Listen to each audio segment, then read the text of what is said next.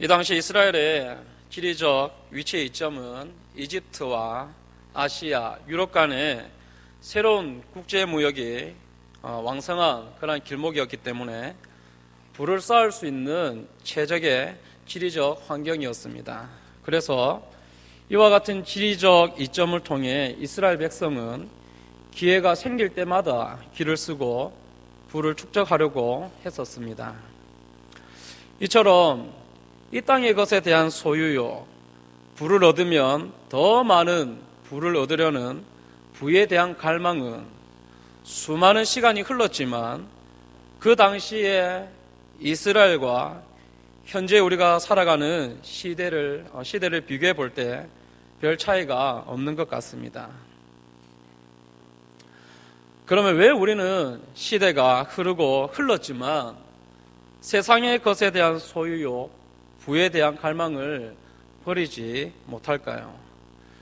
그것은 누가복음 12장에서 예수님께서 비유로 말씀하신 부자의 비유와 같이 소출이 풍성하여 곡식 쌓아둘 곳이 더 이상 없자 기존의 곡간을 헐고 더 크게 곡간을 지어 모든 곡식과 물건을 쌓아두려는 부자의 모습과 같이 더 많이 클수록 좋다는 물질주의에 빠져있기 때문입니다.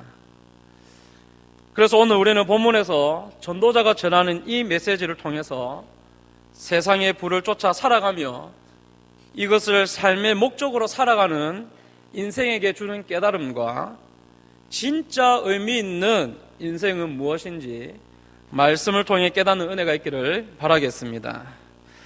첫 번째로 해 아래에서 수고하는 모든 수고가 사람에게 무익하다라는 것입니다. 전도자는 해 아래에 있는 인생, 즉 출생에서 죽음에 이르는 인간의 일생을 헛됨이라는 한마디 말로 정의합니다. 인간이 일생 동안 기울이는 모든 노력이나 희망이나 계획이 결국은 아무것도 아니었다라는 것입니다. 그래서 인생의 이런 깊은 허무함을 오늘 본문의 2절 말씀에서 헛되니 모든 것이 헛되도다라고 선언하고 있는 것입니다. 그리고 사람의 죽음 앞에서 이 인생의 헛됨은 더욱 절실하게 느낄 수 있게 됩니다. 왜냐하면 예수님께서도 마태복음 16장 26절 말씀에 사람이 만일 온 천하를 얻고도 제 목숨을 잃으면 무엇이 유익하리요? 사람이 무엇을 주고 제 목숨과 바꾸겠느냐라는 질문을 통해 사람들은 죽음 이후에는 그들이 그토록 노력하여 얻은 세상의 것들은 더 이상 자신에게 유익과 의미가 없는 헛된 것임을 말씀해주고 있기 때문입니다. 전도자는 오늘 본문에 나오는 바다를 사해라고 생각했을 것입니다. 사해는 해수면보다 420m 아래에 위치하고 지구상에서는 가장 낮은 바닷가이기에 이 사해는 출구가 없습니다. 출구가 없는 가장 낮은 사해로 요단강과 수많은 하천이 거기로 흘러 들어갑니다. 그렇지만 사해는 넘치지 않습니다. 이와 같이 강물이 아무리 흘러도 사해의 바다를 채우지 못하는 것처럼 우리가 아무리 열심히 수고해도 우리의 목적과 욕망을 다 채울 수 없습니다. 우리는 일생 동안 뭔가를 변화시키고 무언가를 이루고 얻기 위해서 열심히 일을 합니다. 그러나 눈은 보아도 만족이 없고 귀는 들어도 차지 않을 뿐입니다. 그래서 전도자는 우리가 일생 동안 뭔가를 위해서 열심히 일하고 수고를 하는데 결국 그 모든 수고가 유익이 없는 삶이었다라고 말하고 있습니다. 그런데도 세상은 열심히 살라고 말합니다. 대학생들은 시간을 쪼개서 땀 흘려 학업과 아르바이트를 병행하지만 등록금을 메우기가 어렵습니다. 뿐만 아니라 OECD 34개 국가 중 우리나라의 행복지수는 32위입니다. 그리고 초등학생의 행복지수는 하루에 1시간도 제대로 쉬지 못하는 꼴찌를 기록하고 있습니다. 열심히 살지만 전혀 유익이 없는 인생을 오늘날 우리와 우리 주위 사람들과 그리고 우리 자녀들이 살아가고 있습니다. 그러면 우리의 인생은 수고뿐인 허무함으로 끝나는 건가? 우리가 이 땅에서 사는 삶은 정말로 아무 유익이 없는가? 우리가 죽으면 정말로 아무것도 남지 않는가? 전혀 무익한가라는 것입니다. 사실 헛되고 헛되며 헛되고 헛되니 모든 것이 헛되다라는 것이 전도서 전반에 흐르는 주제입니다. 그러나 전도자가 이것을 이스라엘 백성들에게 말하려 했던 이유는 해 아래에서 행하는 모습에 대해 경고의 메시지를 주기 위한 것이었습니다. 본문 3절에 해 아래에서라는 표현은 전도서에서만 사용되는 전형적인 표현인데 이 표현에 담긴 의미는 이 세상에서 하나님을 생각하지 않고 사는 것을 말합니다. 그래서 전도자는 2절에서 헛되고 헛되며 헛되고 헛되니 모든 것이 헛되도다라고 말하며 가장 헛된 인생은 하나님 없이 수고하는 인생이며 이런 인생의 모든 수고는 전혀 유익하지 않다라는 것입니다. 그러므로 전도자의 진짜 의도는 하나님 없는 인생의 삶은 아무 유익이 없다는 것입니다. 이 의미는 오늘날 우리에게도 마찬가지임을 깨달아야 하겠습니다. 그래서 예수님께서는 전도자의 이 숨은 의미를 직접적으로 밝히시면서 우리의 인생이 무익하고 헛됨으로만 남는 것이 아니라 분명히 유익함이 있다고 말씀하셨습니다. 그것은 하나님 없는 인생이 아무 유익이 없다는 것이 전도자가 전하는 숨은 메시지라면 그 반대로 해석해서 하나님과 함께하는 인생은 유익함이 있다라는 것입니다. 그래서 두 번째로 우리는 하나님과 함께하는 삶을 살아야 합니다. 전도자는 해 아래에서 세속적이고 물질주의에 빠져 하나님 없이 살아가는 이스라엘 백성들의 인생을 향해 헛됨이라고 말하였습니다. 이것은 우리에게도 마찬가지입니다. 본문에서 유익이라는 단어는 전도서에서만 9번 사용될 뿐이지 구약의 단어는 어떤 곳에서도 이 단어는 찾아볼 수가 없습니다. 이 단어는 남겨진다, 남다라는 동사에서 파생되었는데 우리가 사업에 투자해 비용을 지불하고 수입을 받을 때 연말에 얼마 남았는지 계산합니다. 따라서 유익을 이익으로 해석할 수도 있다라는 것입니다. 그러면 해 아래에서 수고하는 어떤 수고가 사람에게 유익하고 이익이 될 수 있느냐라는 것입니다. 마태복음 6장 19절에서 21절 말씀을 우리 다 같이 읽겠습니다. 마태복음 6장 19절에서 21절 말씀 우리 다 같이 한번 찾아서 읽어보겠습니다.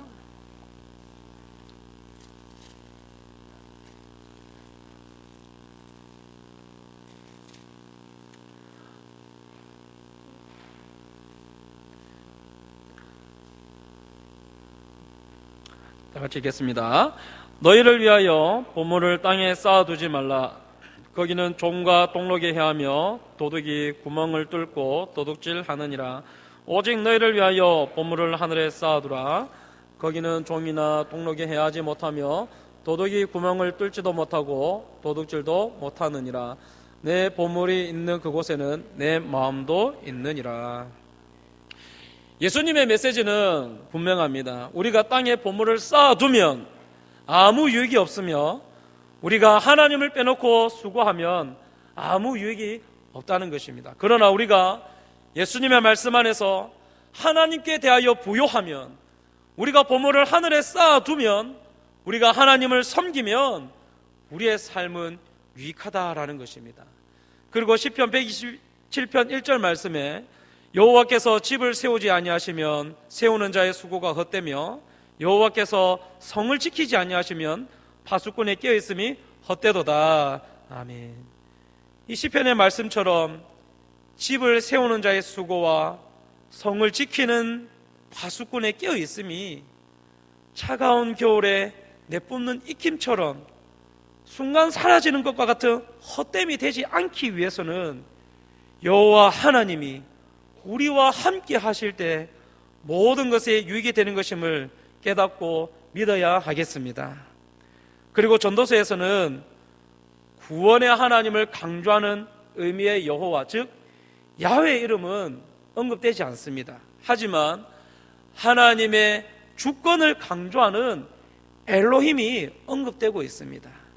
그것은 우리의 유익함이 우리와 함께 하시는 하나님의 주권에 달려있음을 분명하게 전달하는 말씀입니다.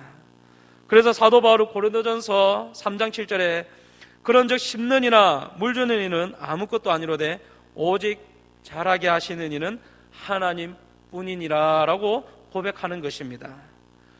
강물이 아무리 흘러도 바다를 채우지 못하는 것처럼 아무리 세상의 일에 열심을 다해도 만족하지 못하는 헛됨의 인생이 아닌 유익한 인생이 되기 위해서는 우리가 하나님을 섬기며 하나님과 함께 할 때이며 모든 유익의 결과는 하나님의 주권에 있음을 고백할 때인 줄 믿으시길 바랍니다. 그리고 이것이 하나님을 경외하는 신앙입니다. 즉 하나님을 경외하는 신앙은 하나님의 주권을 인정하는 신앙입니다. 그리고 이 신앙은 말로 할 수 있는 것이 아니라 우리 그리스도인의 삶에서 증명되어야 할 신앙이어야 합니다. 그러므로 하나님을 경외하는 신앙이 견고한 사람은 더 이상 세상 만족에 도취되어 물질을 위해 존재하는 사람들처럼 살아가지 않습니다. 오히려 하나님께서 주신 유익을 믿음 안에서 누리며 감사의 고백을 하게 됩니다. 사랑하는 한소망교회 성도님들, 어쩌면 빠듯한 삶의 여유 좀 한번 누려봤으면 좋겠습니다. 남들 다 가는 해외여행 한번 가봤으면 좋겠습니다. 시간적 여유가 없습니다 라고 반문하실 줄 모르겠습니다. 그러나 누림에 있어서 가장 중요한 것은 내가 많이 가졌기 때문에 많이 누릴 수 있는 것이 아니라 적은 것이라 할지라도 그 중심에 하나님을 경외하는 신앙을 소유한 자는 부욕해 하시는 하나님의 은혜로 비록 적은 것을 통해서도 참된 행복을 누릴 수 있게 된다는 것입니다. 또한 하나님을 경외하는 것은 현재를 어떻게 받아들이느냐와 직결됩니다. 그래서 하나님을 경외하는 사람은 미래의 꿈 때문에 현실을 도피하는 사람이 되어서는 안 됩니다. 미래를 위해 발전적인 꿈과 비전을 가지는 것은 옳은 일입니다. 그러나 많은 사람들이 아직 이루어지지 않은 꿈만 안고서 지금의 현실을 부정하며 산다라는 것입니다. 그리고 전도서는 현재의 상황에 불만을 품고 미래에 더 나은 일이 있을 것이다, 오늘보다 내일이 더 나을 것이다 라는 생각을 강도 높게 비판하고 있습니다. 제가 읽은 책 중에 원 라이프라는 책이 있습니다. 그 책에서 말하기를 꿈 대신에 일상에 초점을 맞추라고 조언합니다. 하지만 그 꿈이 당신이 날마다 하는 일을 결정하게 하라라고 강조합니다. 즉 우리가 하나님을 경외함으로 최선을 다하는 오늘의 삶이야말로 미래의 꿈을 이루게 되는 초석이 될 것입니다. 그리고 그 수고는 고린도전서 15장 58절에서 말씀하시는 것 같이 이는 너희 수고가 주 안에서 헛되지 않은 줄 알미라고 우리의 삶 전체를 지지하고 있습니다. 그러므로 우리는 일상생활 속에서 하나님이 지금 나에게 정해주신 때에 현실을 깨달으면서 그 현실과 의미를 즐거워하고 그 즐거움을 하나님의 선물로 고백하며 살아갈 수 있는 성도님들이 되기를 바라겠습니다. 그런데 제가 이 말씀을 준비하면서 마음 한켠이 무거워지는 것을 느꼈습니다. 그 이유는 전도서에서 주장하는 것처럼 헛됨이라는 것은 하나님이 없는 열심인데, 그러나 하나님께 초점을 맞추고 열심을 다해 세상을 살아간다 하더라도 열심히 모든 것을 채워줄 수 없는 삶을 경험하며 살아가는 성도님들에게 오히려 이 메시지가 무거운 마음에 무거움을 주지 않겠나라는 생각이 들었습니다. 내가 아직 하나님을 경외하는 신앙이 부족해서 여전히 삶의 무게를 이기지 못하는 건가? 왜 이렇게 삶이 고단하고 힘들지? 남들보다 훨씬 더 열심히 노력하는데 더 힘든 나날을 보내야 하는 이 고난을 왜 겪어야만 되지? 그래서 하나님과 함께 하는 열심을 가진 성도님들 가운데 삶의 열매를 맺지 못하고 있을 성도님들에게 어떻게 설명할 수 있을까 고민을 해보았습니다. 그래서 말씀을 통해 저 나름 내린 결론이 세 번째로, 하나님을 경외하는 삶과 신앙에서는 고난도 선물이 될 수 있다라는 것입니다. 오늘 우리가 살아가는 세상 형편을 보면 부익부 빈익빈이 심화되고 계층 간의 간극이 더 심해지고 있는 듯합니다. 그리고 이제는 개천에서 용났다라는 말은 지금의 시대와 맞지 않는 것 같습니다. 오히려 금수저, 은수저라는 신조어처럼 출생 때부터 모든 것이 정해졌다라는 말이 맞는 시대를 살아가고 있는 듯합니다. 그래서 다람쥐 쳇바퀴 돌듯이 나만 제자리에 있는 듯한 불합리한 세상 속에 있는 것 같은 생각을 가지고 살아가는 우리에게 전도자는 단순히 하나님 안에서의 평화와 순탄함만을 가르치지 않고 혼란스러운 인생의 부조리와 허물을 맞닥뜨리게 합니다. 그래서 일상에서 겪는 생존을 위한 치열한 전쟁터에서 인생의 참된 의미를 갖게 합니다. 그 치열한 전쟁터에서 고난을 맞는 것은 피할 수 없는 것 아니겠습니까? 그리고 그 고난이 더 이상 한 치 앞도 나갈 수 없게 자기 자신의 한계선을 긋는다면 더 이상 우리가 할 수 있는 것이 무엇이 있겠습니까? 민수기 14장 1절에 10절의 말씀을 보면 가나안 땅을 정탐한 장면을 설명하고 있습니다. 모세가 이스라엘 백성들을 이끌고 출애굽하여 광야를 지나 드디어 하나님께서 약속하신 가나안 땅에 이르렀습니다. 그때 모세는 12명의 정탐꾼들을 가나안 땅에 보내어 정탐하게 하였습니다. 그리고 정탐을 마친 12명의 정탐꾼들이 돌아와서 모세에게 보고를 합니다. 10명은 그 땅에 대해서 취할 수 없는 땅, 약속의 땅이 아닌 오히려 거주민을 삼키는 두려움의 땅으로서 악평을 했습니다. 반대로 나머지 2명 여호수아와 갈렙은 약속의 땅으로서 심히 아름답고 그 땅을 우리가 취할 수 있다라고 확신했습니다. 왜 12명은 같은 곳을 정탐하고 왔지만 서로 다른 주장을 했을까요?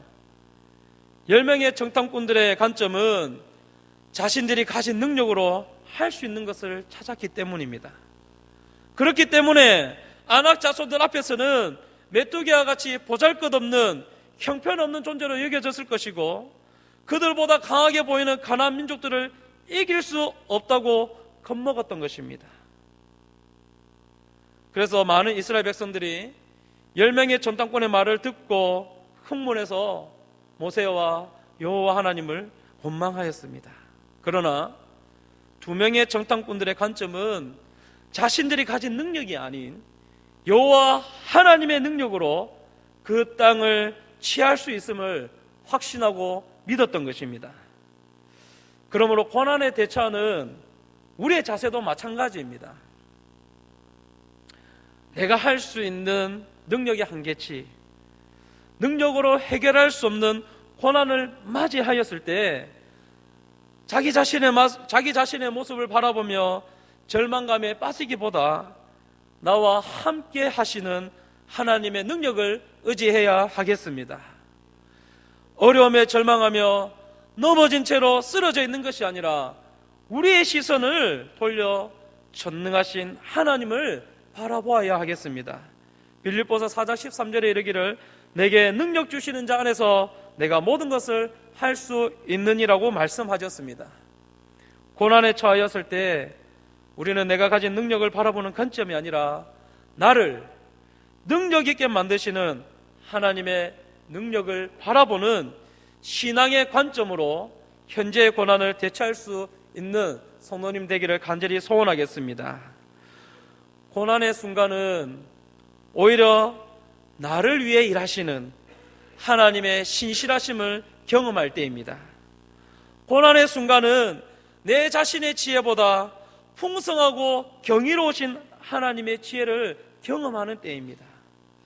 그래서 하나님의 자녀된 우리가 겪는 고난은 고난으로 끝나는 것이 아닙니다. 고난이야말로 하나님의 능력을 더욱 의지하고 신뢰하는 믿음으로 자라게 할 것입니다. 또한 고난의 순간은 나중에 즐거움과 기쁨의 열매를 맺게 합니다. 모두가 다 아시는 피겨킨 김연아 선수가 자신의 17년에서 18년간의 선수 생활 중에 힘겨웠던 순간은 8, 90%였다고 말했습니다. 결국은 그녀의 선수 생활에서 대회에서 우승을 한 잠시의 순간을 제외하고는 모든 훈련과 생활들이 힘들고 어려웠다는 것을 알 수 있습니다. 그러나 그녀는 8, 90%의 어려움 때문에 포기한 것이 아니라 오히려 그러한 역경이 있었기 때문에 성공할 수 있었다라고 말했습니다. 그렇습니다. 고난의 역경이 때로는 우리의 성공을 위한 발판이 될 수 있는 것입니다. 그리고 그 고난의 순간 또한 하나님께서 함께 하시기에 외롭지 않을 수 있는 것입니다.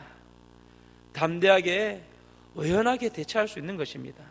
사람의 지혜로 해결하는 것이 아닌 하나님의 은혜로 해결될 줄 믿습니다.